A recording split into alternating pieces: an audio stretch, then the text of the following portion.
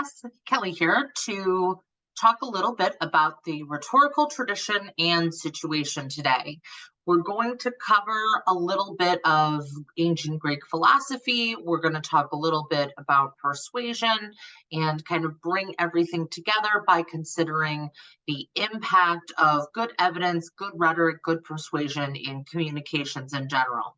So I'm going to start with the big three here. These are some of my favorites: Socrates, Plato, and Aristotle. Now, Socrates was Plato's teacher and Plato was Aristotle's teacher, and we have a lot to learn from all three of them. Start with a little story and then move into just a couple extra notes about pathos, logos, and ethos. So Socrates is my personal favorite. He was the real rebel of the group. He would kind of walk around in ancient Greece, causing trouble wherever he went. Now, we use the Socratic method today, named after Socrates. He was a big believer in asking questions, and that asking questions leads to answers, which leads to new questions, which leads to new answers, which is how learning is done. And this is very true, but also science, which would come along much, much later.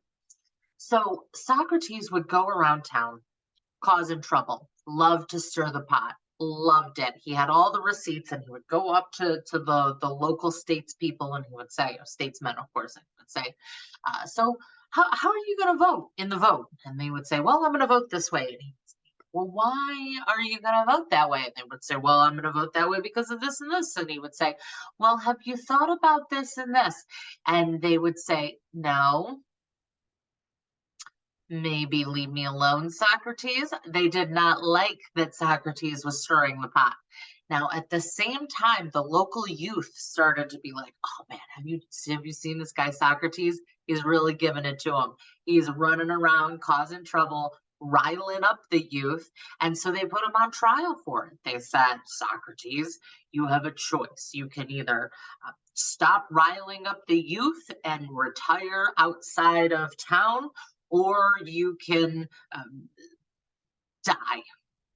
And at that time, Socrates is older, and it wouldn't be anything for him to go and live out the rest of his life in some kind of beautiful setting outside of the city limits. But he gets up and he gives this big speech of the apology, and he says, sorry, not sorry. And he drinks poison and dies. Okay, so Socrates riles up the youth. They put him on trial for it. And he says, no, I regret nothing. And he takes poison and dies. He could have lived, but he did not want to give in to this idea that knowledge and learning is something to be kind of feared. He wanted all things to be questioned. He wanted dialogue. He wanted a thoughtful society. So Socrates' student Plato comes along, and Plato is less of a pot stirrer, more of, I'm going to say that he was an idealist. He was a really hard worker. He wrote volume after volume. In fact, a lot of the things that we attribute to Socrates was actually that Plato wrote about them, and that's why we read Plato in our classes and not Socrates usually, because Plato started a school. He did he did the most. He did a lot of writing. He put together a lot of philosophy, formalized the school, brought in the students, all of that. And one of his students was Aristotle. And Aristotle, also very, very well known, comes in with the high-minded principles of Socrates, the work ethic of Plato, and he says, all this philosophy stuff is all well and good, and it's fantastic. But how do we live?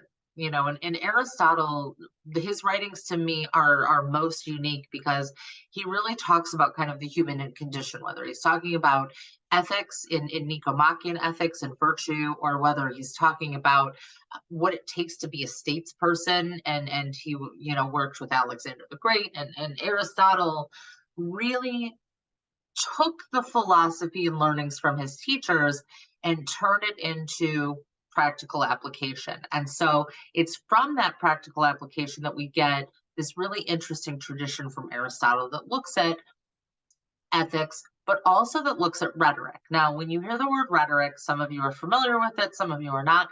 It's a 5,000-year-old art form that really just means argument and persuasion. So we might say rhetoric in our class, but what I mean usually is argument and persuasion. So it's a big fancy college word, but it just means argument and persuasion.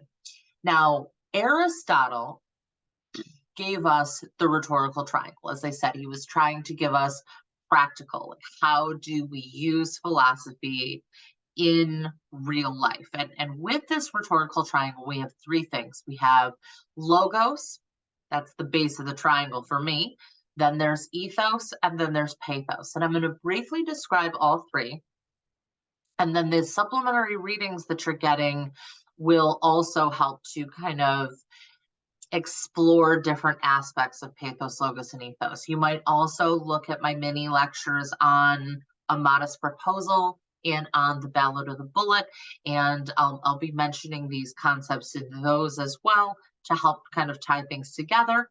We'll also be looking at logical fallacy in the next couple weeks, and thinking about logical fallacy is also going to be really important for us to understand how the rhetorical situation or the rhetorical triangle works. So I'll provide an overview here. If we want effective persuasion, and that could be talking someone into, I don't know, lending us $5, eating at the place we want to eat at for dinner, voting for the candidate we want them to vote for, doing their homework, giving us a break on something, whatever it may be, in order to effectively persuade someone, we need to hit all 3 points of the triangle. We need logos, we need logic and reason, we need good ethos, and we need good pathos. If you have all three of these things in a row, I guess, in a strong argument, you're going to have good communication, you're going to have that thoughtful argument because you're going to cover all the bases. When we talk about logical fallacy, there's lots of ways to distort these three things, but all evidence falls under one of these three. So logos. Logos is the Greek term for logic and has to do with anything that is mathematically or scientifically kind of derived. So anything that is built in fact, that's going to be our logos. Our next is going to be pathos. And pathos is emotion. This is one that people find it easier to understand. Pathos would be anything that makes a person feel excited, sad, angry, motivated, jealous, or any kind of emotion. Something makes you feel some kind of way, that's pathos, right? And it's all connected to the feelings. Logos is like the brain, it's like the logic, and pathos is like the heart. It's the emotions. Ethos is a little tougher for people to kind of understand because ethos falls on both sides of the kind of communication path. The person who is doing the communicating or persuading is going to be using ethos. The person who's going to be receiving it is also, there's going to be ethos connected into there. It can be a little bit more of an elusive term, I would say, for people to understand. So ethos is the Greek term for ethics, but has been made to represent the credibility of the person making a communication. So it's basically the speaker, but the speaker might also use other elements of ethos in order to make their case. For example, in the in the Ballad or the Bullet, Malcolm X has his own specific ethos, his own character, but then when he name drops and he brings in other people, then he's using ethos as well by backing himself in his speech. And so ethos has to do with the credibility of the person who's making the claim or the speech or doing the communicating, but it can also be layered in there other ways. And another good way would be like thinking about a celebrity endorsement. Let's say that you had a brand and they were making they had a celebrity endorsement. The brand has its own ethos, and then the endorsement comes with another layer of ethos, and that can go different ways, right? I'm thinking about Adidas and Kanye right now.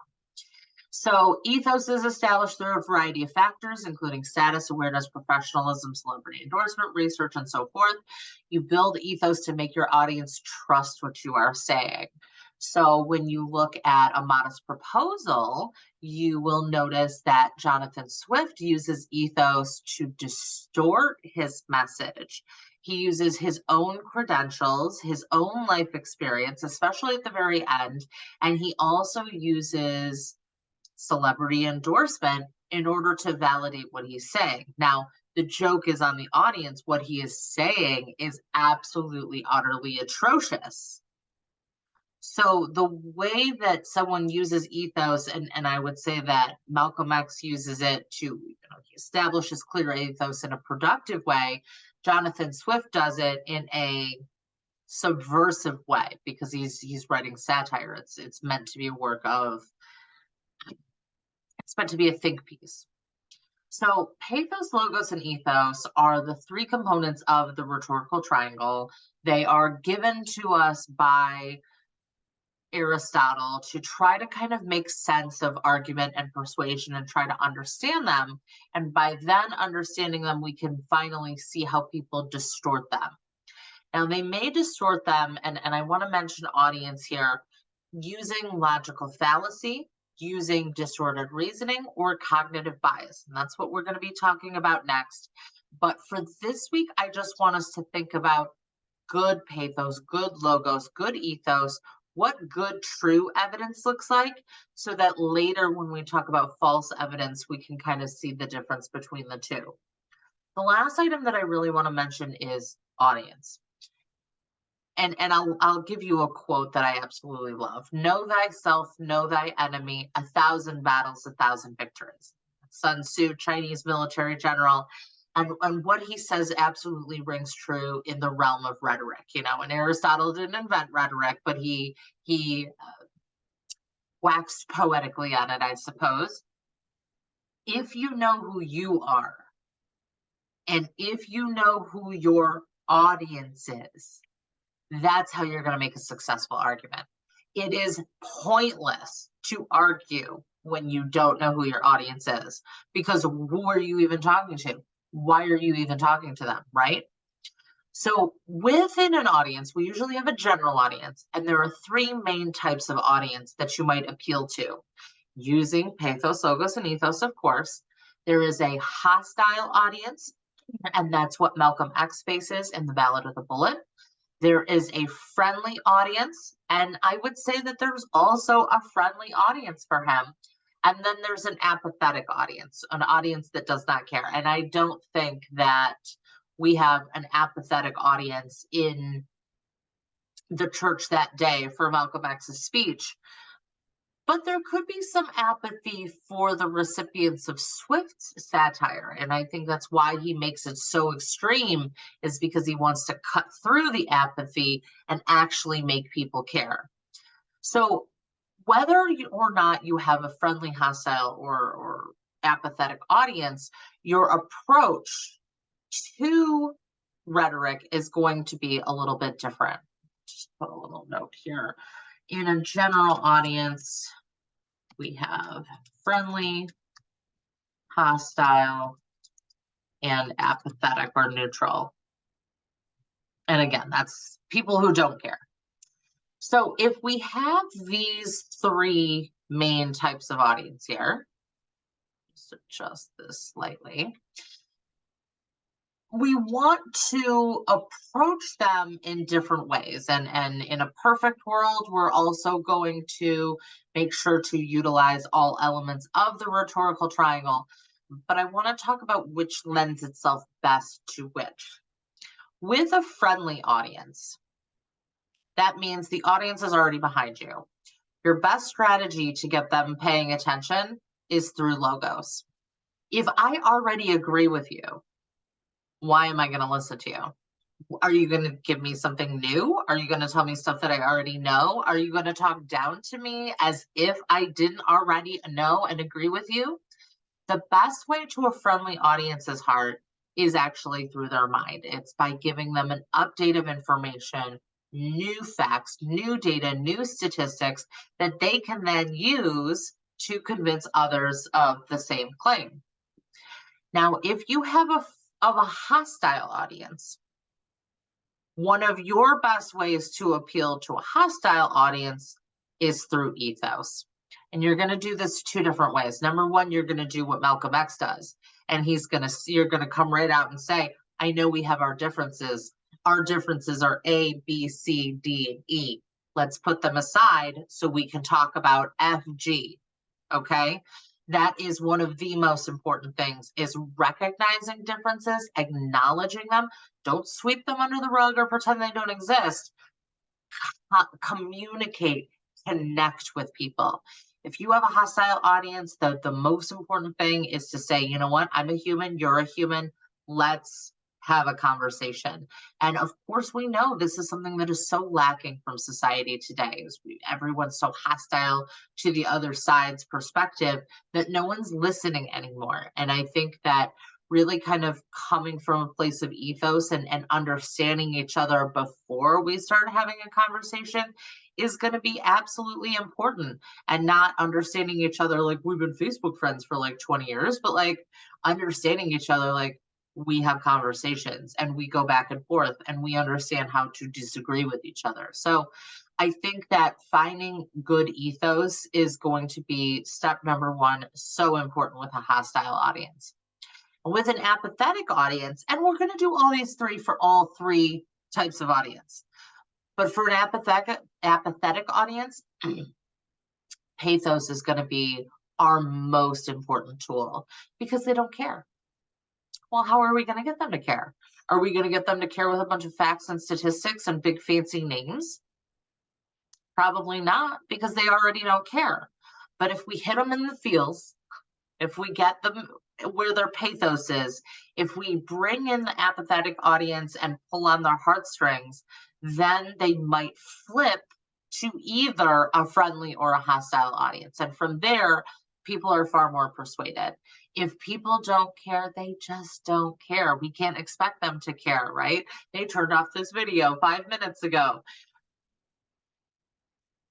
Without pathos, without emotion, we're not really going to get anybody to care about anything. So when we approach our different types of audiences, we want to use all three, but we have to use logos for the friendlies and the hostiles and the empathetics, but mostly because our friendly audience, they need fresh logos. They don't want to just hear the same stuff they already know. For our hostile audience, we need good ethos. We need to be friends with our hostile audiences before we will ever convince them. Acting as though we're better than them or not acknowledging their presence or their viewpoint, it's not going to work. And think about how you would feel if someone doesn't acknowledge your presence or your viewpoint. You know, that kind of paternalism is offensive. And for the apathetic audience, a little bit of pathos. And I always say, start your essay, start with your argument, whatever it is, start it with a little pathos, sprinkle a little emotion on top, begin there, because you're going to win more minds and hearts if those hearts are kind of open to what it is that you're trying to talk about. So that's a little bit about the rhetorical tradition, a little bit about the rhetorical triangle, and a little bit about audience today. I hope that as you are thinking about your next writing assignments, you're thinking about rhetoric. I hope that you're thinking about audience. And most importantly, I hope that you're thinking about good logos, good logic, what something needs to have to be true. That's something that we're going to talk about a lot more next week as we talk about logical fallacies. And I hope this has been very informative. Happy researching.